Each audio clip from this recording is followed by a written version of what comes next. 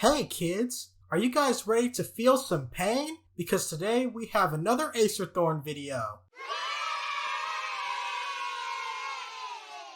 Alright, so today we are going to be responding to Acerthorn's The Oblivion Crisis Makes No Sense, Elder Scrolls Lore and Discussion video. There will be a link to the original video down below.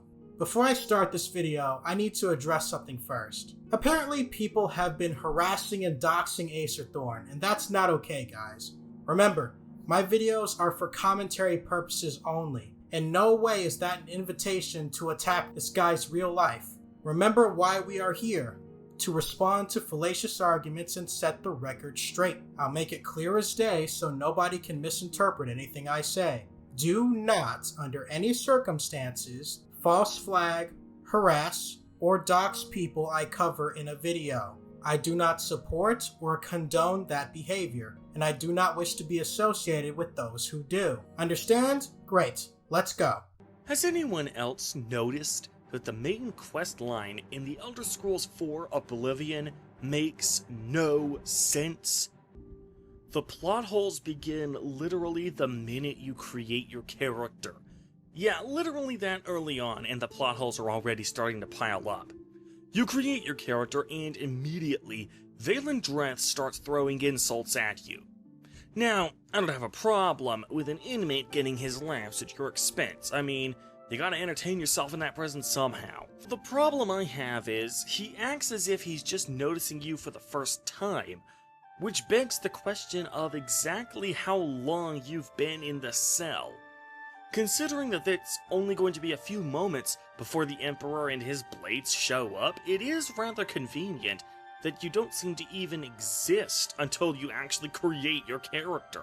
Well, given this scenario, I think it's safe to say that you were thrown in jail extremely early in the morning, because in the opening cinematic, right before the camera zooms into your cell, it's daytime. So the guard mistakenly puts you in the empty cell in the morning while Vaelendreth is still sleeping. They go away, you make your character, and then he wakes up and notices you for the first time. He starts insulting you, the blades show up with the Emperor to later use the escape tunnel, and the Legion acknowledges they made a mistake putting you in that particular cell. There you have it, ladies and gentlemen. A very reasonable conclusion as to Vaelendreth's reaction to you using the evidence provided. I think that is much more plausible than the game just popped you into existence in the cell.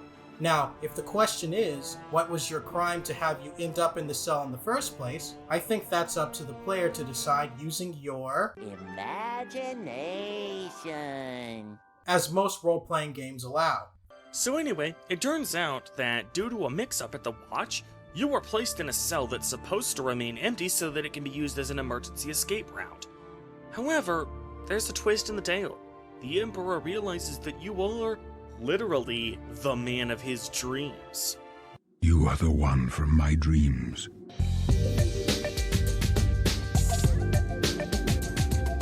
So the Emperor's boner overrides his logic and he asks you to come with him.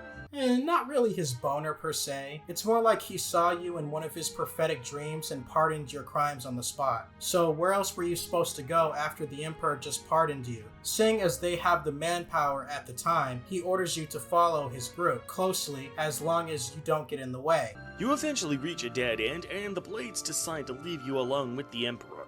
Consummate professionals, ladies and gentlemen. Sure, let's just leave this prisoner we literally just met in a dead-end room with the Emperor while assassins are hot on his tail. What could possibly go wrong here? What could possibly go wrong? I guess the premise here is that it doesn't make sense that they left you with the Emperor all alone. Unfortunately, you frame this as a stupid decision rather than what it actually was, a desperate decision. Allow me to explain. The Blades are an ancient society of warriors who have sworn themselves to protect the Emperor's lineage. Despite being a prisoner, the Emperor wants you to come with him because you are prophesied to help in the Oblivion Crisis, and your survival is paramount to that end. The Emperor trusts you implicitly with sensitive information and asks you to come with him, pardoning you on the spot. The secret escape tunnels were supposed to be just that, secret. But somehow the enemy has already had an ambush prepared in every single room. A seasoned member of the Blades named Captain Reynolds was killed in the first assault. After lamenting the death of their captain, the remaining Blades are distraught. but they have to press on. They tell you to stop following them, presumably because they lost the manpower to protect both you and the Emperor, and at the end of the day, the Emperor is their #1 priority. As you make your way back to them, they think you are working with the assassins, because the cell that you were in was supposed to be empty, and there were Mythic Dawn agents also inside, and you just so happened to meet back up with them, coming from an ambush point opposite from where they just got ambushed from. The Emperor speaks up in your defense once again, and you get blocked off from the other side, trapped like rats. The side passage seems to just be another dead end. The Mythic Dawn has been one step ahead of them every step of the way.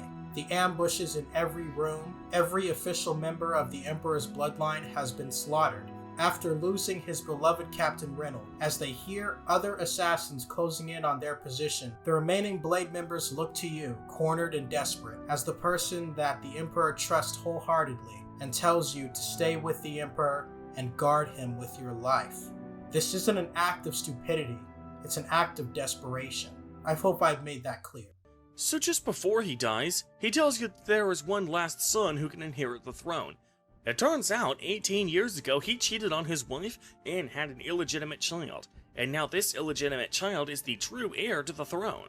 So it really is a good thing that the Emperor had this little affair of his, because otherwise they'd have been screwed. So, moral of the story, kids, screw your wedding vows, cheat on your wife, because you never know when that might save the world.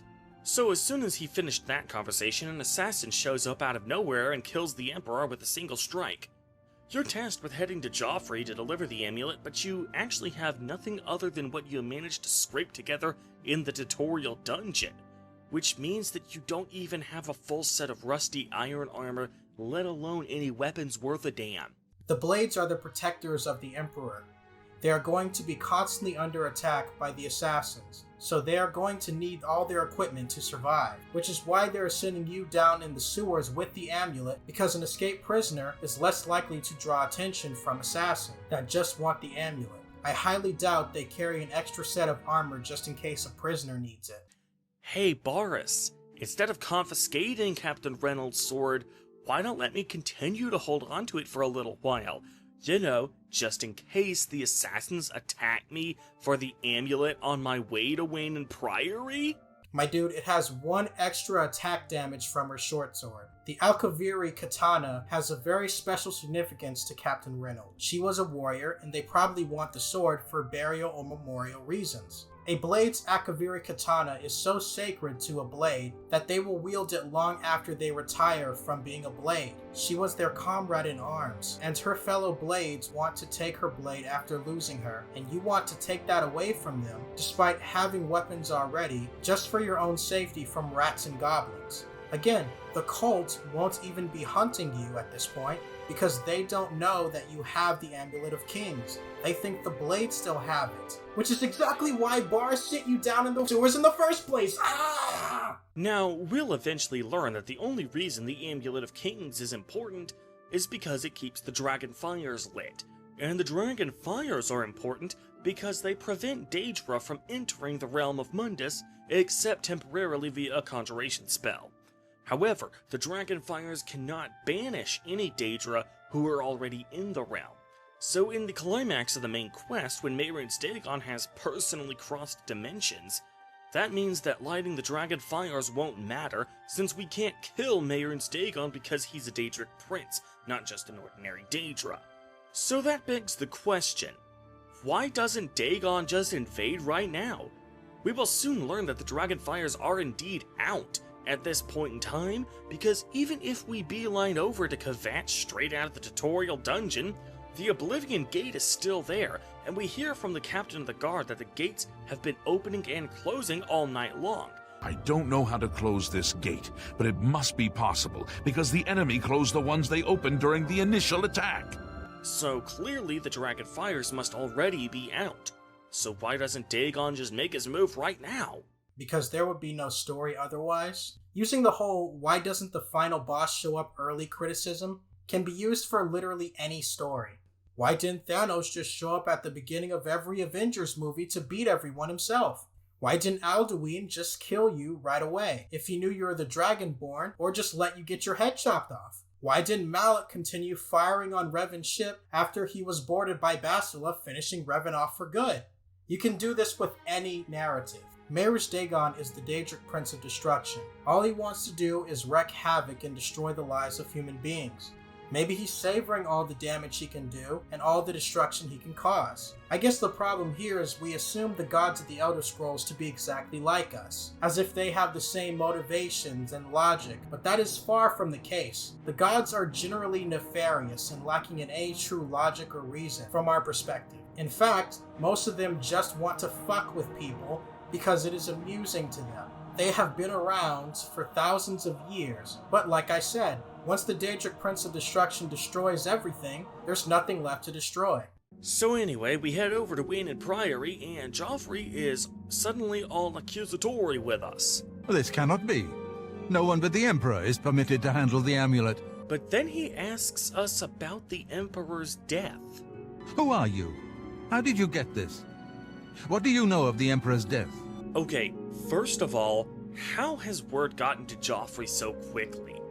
Granted, you can take as long as you want to deliver the amulet without any adverse consequences, well, except for your break in immersion, but even if you beeline there, Joffrey's dialogue doesn't change. Second, if he has heard about the Emperor's assassination, then he must have also heard enough news to realize that I had nothing to do with it.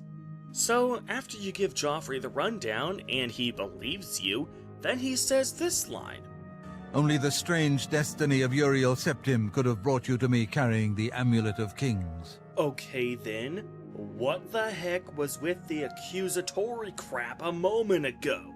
Acerthorn, please pay attention to what he said before. This cannot be. No one but the Emperor is permitted to handle the amulet. So naturally, the amulet isn't supposed to be in anyone's hands but the Emperor's. That means he's dead, and Joffrey knows this. He asked you because he thinks you might have something to do with the Emperor's death. You only calm his suspicions after you tell him the Emperor's final words before he died. If Uriel's fate was the only way I could have brought you the amulet, then you should have known straight away that I'm only a blameless victim of happenstance. Most likely, we said something that only the Emperor would say. The Emperor and Joffrey had a rapport so strong that he told him about his secret son. Given that, he probably also told Joffrey about the prophecy some time ago. It's natural to be skeptical towards someone who brings you a sign of the Emperor's death. You saying something that the Emperor might say made him realize his suspicions were wrong, and you must be the hero from the prophecy. So anyway, he sends us to Kvatch to retrieve the Emperor's last son, Martin. So we take Martin to Joffrey, and then we head over to Cloud Ruler Temple, where Martin can be kept safe for the time being. We then head back to the Imperial City, where we meet up with Boris again, and he says this. Listen, I'm going to get up in a minute and walk out of here. That guy in the corner behind me will follow me. You follow him. Wait, how does he know this guy will follow him? Has he followed Boris before? If so, then how did Boris survive without killing him? Well, it works, so I suppose we shouldn't question the omniscience of video game logic. God, this is stupid. Not really. They just got out of a cave full of assassins, so naturally they're going to be tailed by other assassins. Even in town, because the Mythic Dawn agents probably still think one of the blades has the amulet. Boris is a seasoned blade and is more than capable of noticing someone following him. So he spotted the spy, went to that inn, and told you to follow the guy who was following him downstairs because he can't just kill people on the streets on suspicion that they might be spies. He asks you for your help to increase his odds of survival because he has no armor, and the agents have been known to conjure armor and weapons using magic. So you follow him and the spy attacks away from the eyes of the guards. So Boris explains that he's been tracking the Emperor's assassins and found out they were connected to a secret Daedric cult called the Mythic Dawn. Boris, you realize you didn't have to actually track them to figure that out, right? Oh my god, here it comes, guys, here it comes! During the tutorial dungeon, the assassins were wearing Mythic Dawn robes. That alone should have been a dead giveaway that they were members of the Mythic Dawn.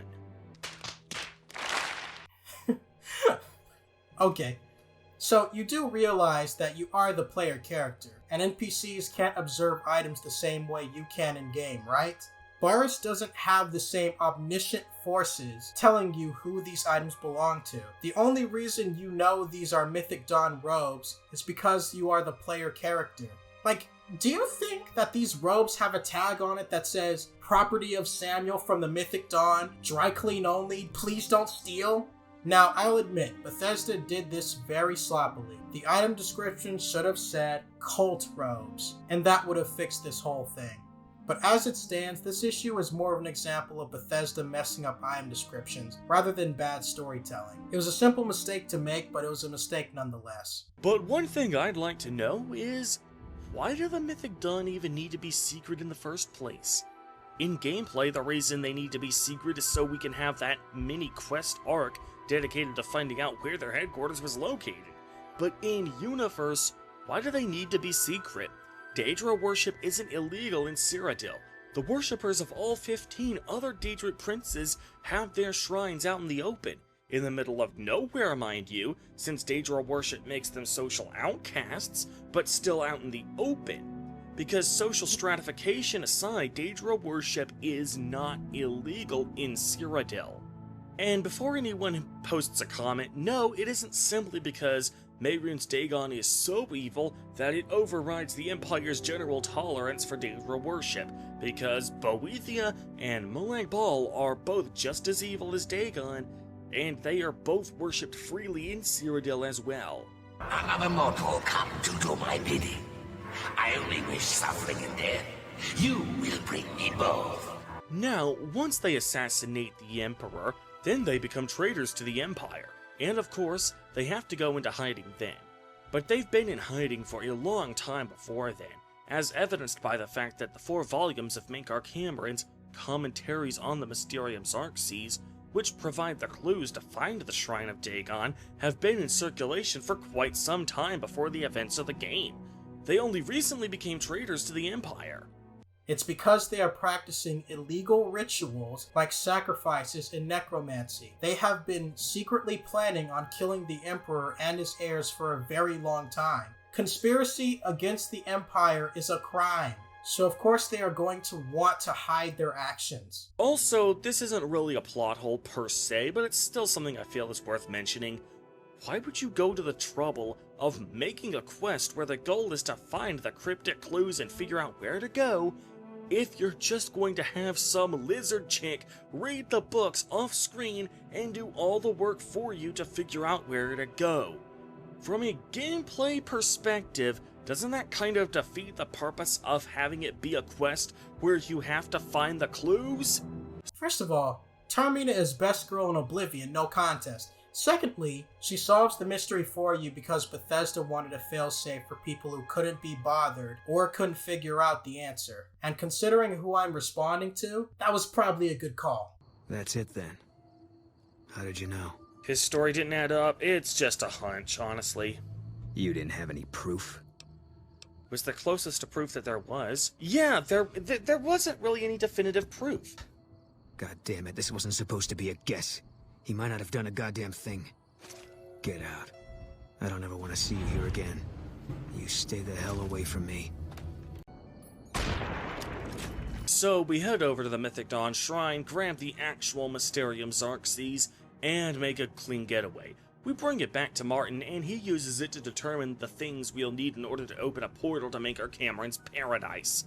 This leads us to 4 fetch quests before we can enter paradise, and 3 out of the 4 MacGuffins we're going after don't make any sense. Hopefully you substantiate that claim, because so far you have a very great track record for determining what does or doesn't make sense. First, there's the blood of a Daedric prince. I honestly have no problems with this one, but after that... Oh my god. He's giving away Azura's star! Ow! It hurts! Ow! We then need to rendezvous with Captain Bird of the Bruma City Guard, who needs to be taught how to close an Oblivion Gate. To do this, you have to enter the Oblivion Gate with him and remove the Sigil Stone with him watching. This begs the question, why do we need to actually do the Oblivion Gate ourselves? Couldn't we just tell Captain Bird how to close the gate? It seems like a simple enough process. Does it really require a demonstration? Well, no, it doesn't require a demonstration because we're able to figure out how to close the Kvatch gate just by having it explained to us rather than shown. You must get to the top of the large tower. The Sigil Keep, they call it. That's what keeps the Oblivion gate open. Find the Sigil Stone. Remove it and the gate will close. He could also be asking for your help because he has a better chance of survival. Maybe Captain Bard is a kinesthetic learner, and he only learns through demonstration. Also, you assume Captain Bird knows what a signal stone looks like, or where a signal stone can be located in the Plains of Oblivion. There are 16 different variations of the Plains of Oblivion. Most of them have been littered with large towers that need to be scaled so that you can even get to the tower that has the Sigil Keep. Each tower having its fair share of dead ends, traps, and Aedra that will rip your head off in a moment's notice. Also, Captain Bird doesn't have a huge quest marker and journal available to tell him where to go and what to grab in order to close the Oblivion gates. So yeah, given those circumstances, maybe a demonstration might be necessary. Just a thought. So after that, we're back to collecting the things we need to open a portal to paradise. Next, we need the blood of an Aedra rather than a Daedra. This is more problematic than getting the blood of a Daedra because according to Martin, the Aedra don't leave their own artifacts on Mundus. Unlike the Daedra Lords, the gods have no artifacts, and do not physically manifest themselves in our world. In that case, Martin, what the Oblivion do you call Ariel's bow? That bow was in every game in the main series except this one. In addition to that, the brush of true paint from the Cheydinhal side quest, A Brush with Death, is woven from Debella's hair. Then we also have the Crusader's relics from the Knights of the Nine DLC. But okay, maybe, just maybe, we can accept that these artifacts don't contain any actual blood in them. But you know what else doesn't have that excuse? The very artifact we are currently looking to reclaim, the Amulet of Kings. That amulet is imbued with blood from Akatosh's heart, which is why the soul gem in the center is red instead of silver. Granted, I don't blame Martin for not considering the Amulet of Kings because, if we had that, we wouldn't be trying to create a portal to paradise in the first place. I'm just saying that Bethesda really dropped the ball on their own lore when they said that the Aedra have no artifacts, or any artifacts that are imbued with their own blood. A simple change to Martin's dialogue would have fixed this plot hole right quick. Instead of saying that the Aedra have no artifacts, you could just as easily have said that the Aedric artifacts aren't imbued with the Aedra's blood, with the exception of the Amulet of Kings, which is a catch-22 for us. Boom, plot holes resolved. So far, you have only proven that Bethesda doesn't care about its own lore, which everybody knows already. So I'll give you that point, because if your argument is that Bethesda messed up its own lore, then Acerthorn, I think we have finally found something that you and I both agree on. On a side note, if the Amulet of Kings and Hyper Septim's armor are the only known samples of Aedric blood in all of Nirn, then how did Mankar Cameron create his own portal to paradise? He most likely didn't use the Amulet of Kings because the Daedric artifact is consumed in order to create the portal to paradise. Are you ready to give me the artifact? Remember, the ritual will consume its physical form. It won't be seen again on Tamriel for many years. So why wouldn't the Aedric artifact be consumed as well? Mankar Cameron created the Paradise Realm using the Mysterium Xarxes, so it would make sense that he would create a way to go back and forth between worlds without using an artifact. In fact, that's exactly what he did the second you ambushed him at his secret meeting.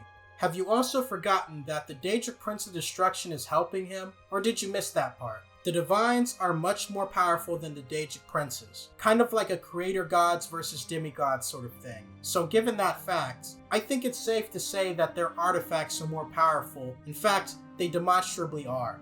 The Heart of Lorkran gives its user immense power and immortality, turning them into literal gods. The Brush of True Paint allows them to create an actual physical world with living things inside of it. Hell, the Amulet of Kings gives you the power of Akatosh himself, allowing for you to defeat the literal Prince of Destruction. None of the Daedric artifacts come close to being that powerful, so I highly doubt traveling to Mankarn Cameron's Paradise could destroy Aedric artifacts. Next, we need a Great Welkin Stone.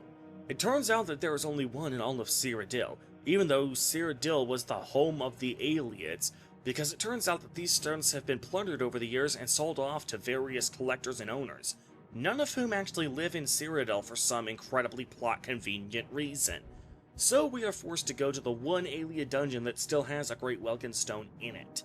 Now, quick question.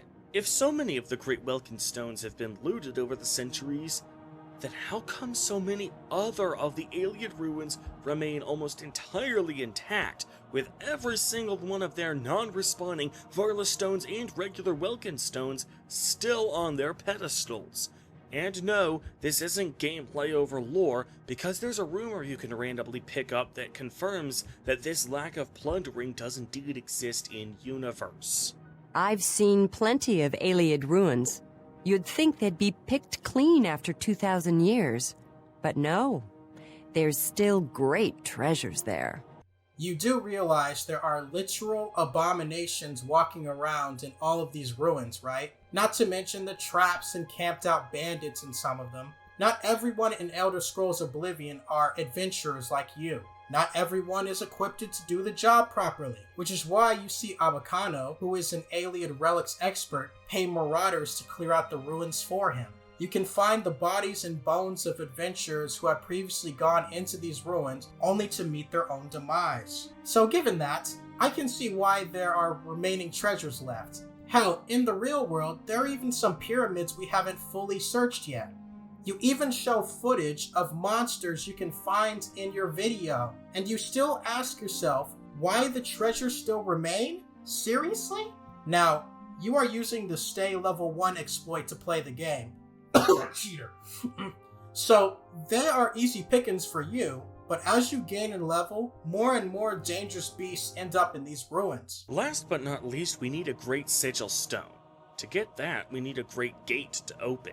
This begs the question of why Mehrunes Dagon even agrees to open a Great Gate in the first place.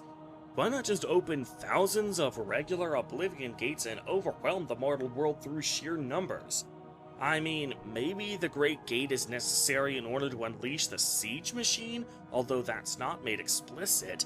It is. Do you not see how big the siege machine is? It is blatantly obvious that it will only fit through a Great Gate. But then again, you don't exactly need the siege machine if the enemy can never move forward with their plan unless they have the Amulet of Kings.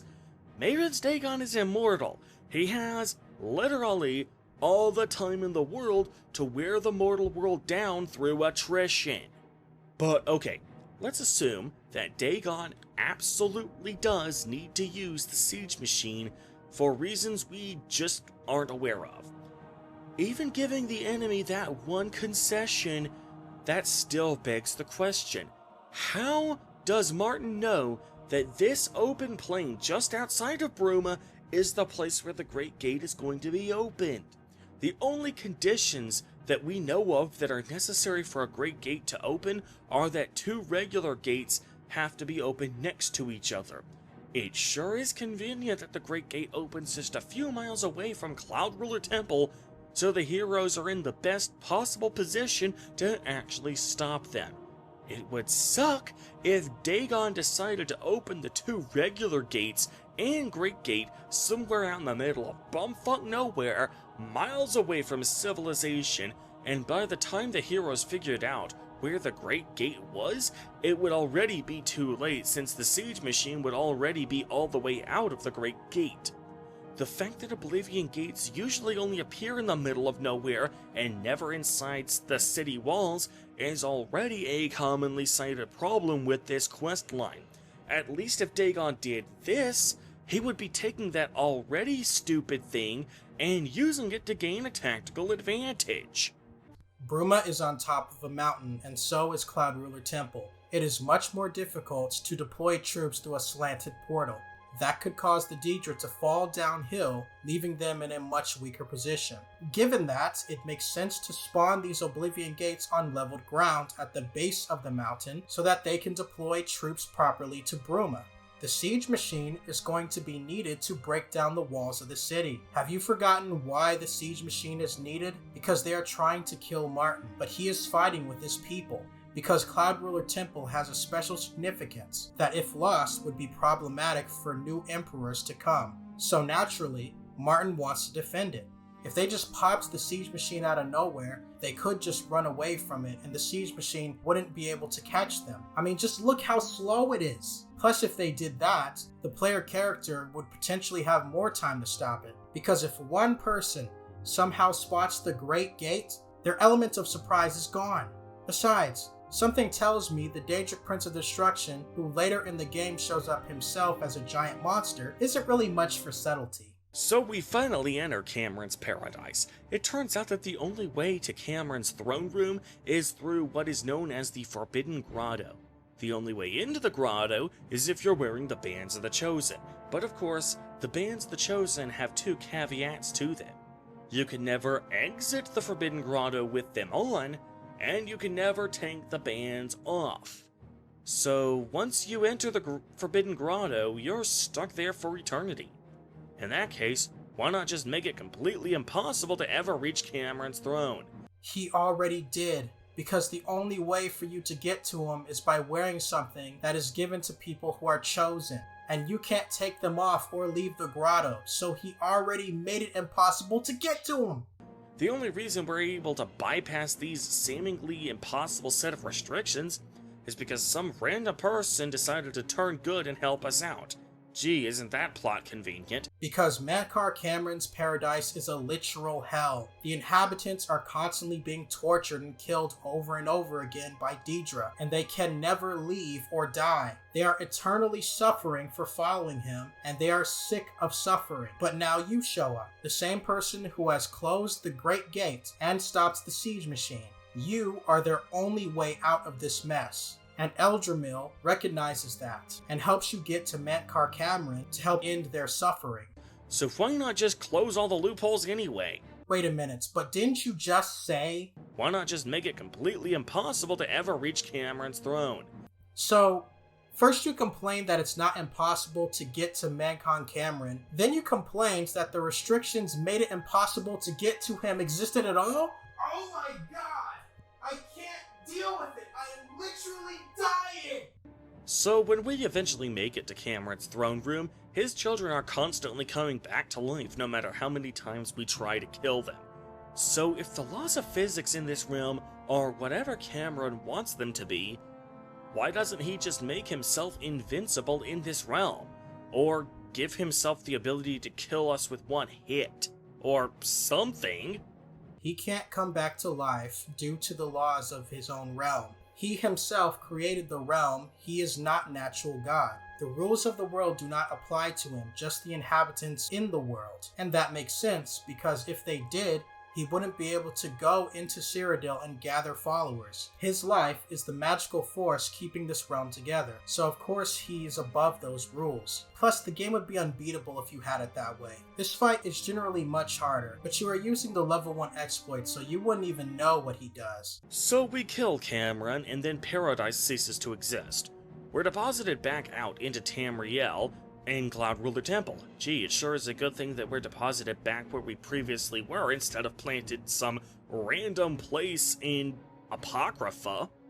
This is where you did the ritual to get to Paradise in the first place. Come on, man! So anyway, we give the amulet to Martin, and now we're in the home stretch. Thank God. All that's left to do is head over to the Imperial City and light the dragon fires, which shouldn't take more than a few minutes. But as soon as we get to the Imperial City, we find that Mehrunes Dagon himself has arrived in the realm of Mundus. This means that lighting the dragon fires won't do any good anymore, because the dragon fires prevent new Daedra from entering the realm of Mundus without a conjuration spell. But it doesn't banish the Daedra who were already here, as evidenced by the side quest breaking the Siege of Kavach. Since Mehrunes Dagon is immortal, that means he can't be killed and therefore can't be sent back to Oblivion by conventional means. So it appears as though the heroes are screwed. So this begs the question, why didn't he do that before? Ass.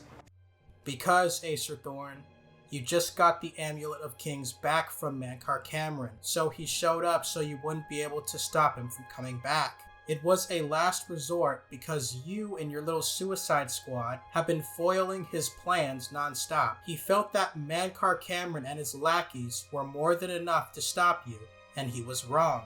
Now, if your argument is, why didn't he just show up at the beginning of the game after the Emperor was assassinated? Remember, he was trying to kill Martin so that they would not have any chance to stop him. His motivation for invading is unknown, but something tells me he loves chaos and destruction. He loves conflict and vicariously enjoys the pain of mortals, and if he showed up, it would be over too soon. I guess the easier explanation is that there wouldn't be a narrative at all if he showed up at the beginning. This is literally the giant eagles in the Lord of the Rings argument, and it's just as dumb here as it was there. The closest I can think of to an explanation for why he didn't just do this at the outset is because his original plan was to use the siege machine.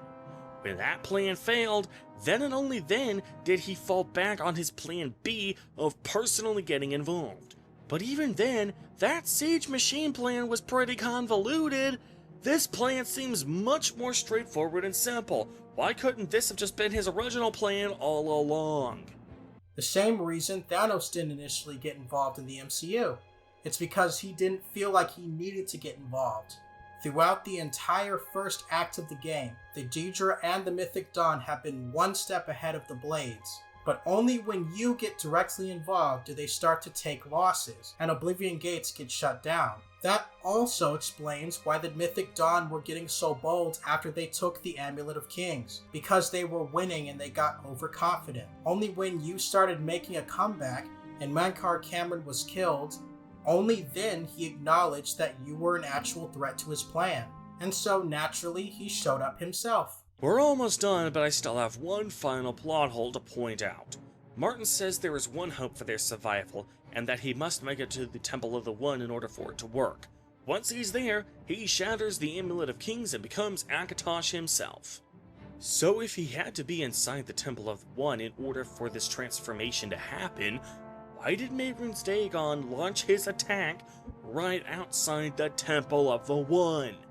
Why not launch his attack miles away from the Imperial City, where Martin turning into Akatosh won't be able to help?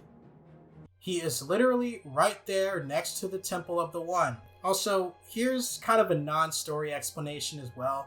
The Temple of the One is its own cell, with no other NPCs besides the High Chancellor. It is the only location built to handle the final boss fight without crashing due to console limitations. And if it seems like my assessment of this questline ended in a rather anticlimactic fashion, that's because the questline itself ends in anticlimactic fashion. You don't even participate in the final boss fight in this questline. It is literally just a cutscene. I've heard plenty of people criticize the Alduin fight in Sovngarde for being anticlimactic, but at least you actually get to fight him in that boss fight. I don't know, maybe I'm just old-fashioned, but I kind of feel like getting to actually fight the boss is kind of the whole point of having a boss fight in a game. Yes, you can't kill the Daedric Prince of Destruction. In fact, you knew this. So why are you so upset? Why would you want to fight him if you know you can't hurt him? You aren't chosen in the same way that Martin is. Skyrim is a different story because you are actually Dragonborn. In Oblivion, you aren't. And Martin is, which is why this is his fight. I don't really see how this doesn't make any sense. You did fight a boss. Mankar Cameron was your boss fight. Think about it. You got to listen to his motivations, his origins, his ambitions, and you get to go toe-to-toe with him. And you know that if you do not win this fight and bring back the Amulet of Kings, the entire world is doomed. He probably would have felt more like a boss if you fought him without using the level 1 exploit, but for me, between him and his respawning children, that fight was pretty damn tough. And I'd consider it a boss fight worthy of Oblivion. That's just my opinion. Well, that concludes my analysis of why the Oblivion crisis makes no sense. Well, we finally made it, guys. Oh boy, that was exhausting. Leave it to Acerthorn to make a 21-minute video feel like a lifetime. It's time for my final thoughts. Okay, so here we are again, Acerthorn. I know these videos are old, but if your arguments are relatively sound, they should hold up. But they don't. When I made my response to your Morrowind video, you told me your favorite video game was The Elder Scrolls Oblivion. Now, I still believe that to be true, but now I wonder if you were actually paying attention to the story at all. You were questioning things that had a very simple explanation in-game. You seemingly rushed through this game just so you could make this video, which would explain why you stayed level 1. Once again, you made a video with a shoddy premise and couldn't deliver proper evidence for the claim. Ironically, sometimes you were leaving evidence against your own video in your video. How do you even manage that? The absolute lack of logic in this video is appalling to me. You don't even understand the story, which I guess is why this video exists in the first place. And I guess in that regard, you're not wrong. The Oblivion crisis doesn't make any sense. To you. And that's the end of my video, guys. This video was a lot of fun to make. Thanks for watching. Don't forget to like and subscribe and all that nonsense. And I'll see you guys in the next video. So long, farewell, leave me the fuck alone, and take care.